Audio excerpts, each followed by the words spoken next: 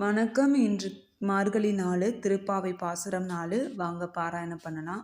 ஆழிமலை கண்ணா ஒன்று நீ கைகரவேல், ஆழியுள் புக்கும் முகுந்து கொடு ஆர்த்தேரி, ஊழி முதல்வன் உருவம் போல் மெய்கருத்து, பாழியன் தோளுடைய பத்மநாபன் கையில், ஆழி போல் மின்னி வலம்புரி போல் நின்று அதிர்ந்து, தாழாதே சார்ங்கம் உதைத்த சரமலை போல், வாழ உலகினில் பெய்திடாய் நாங்களும், மார்கழி நீராட மகிழ்ந்தேலோர் எம்பாவாய்.